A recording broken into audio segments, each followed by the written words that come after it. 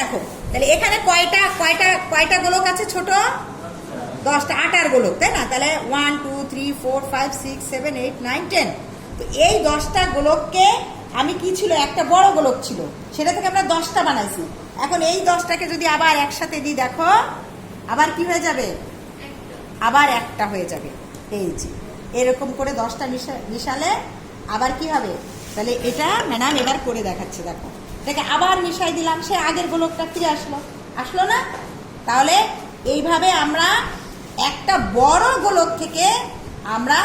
কতগুলো ছোট গোলক তৈরি করতে পারি তাই না তো এইটা দিয়ে আমরা আয়তনের অঙ্ক শিখবো আজকে যে এইবার কিভাবে শিখবো দেখো এইটা মনে করো এরকম একটা এবার কি বানাচ্ছে আগে ছিল গোলাকার বলের মতো এবার কি বানাচ্ছে দেখো তো বলো আয়তকার সুন্দর বুঝতে পারিস এই যে আয়তকার এইবার এইটা দিয়ে এইটার আমরা আয়তন বের করবো আগে দৈর্ঘ্য এইটা দৈর্ঘ্য কোনটা এই 5টা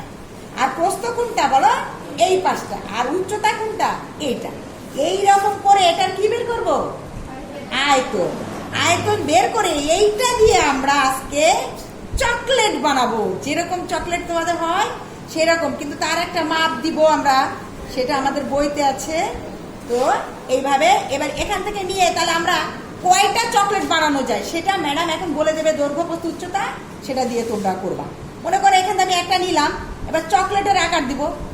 চকলেটের আকার বোঝনি যেটা চকলেট তোমাদের অনেক রকম চকলেট আছে আমরা আয়তকারই দিলাম আয়তকার ঘনবস্তু যেরকম এরকম এরকম দিলাম দিয়ে এটা দিলাম দেখো তো দেখি চকলেট কি হয়েছে কিন্তু দেখা যাচ্ছে কি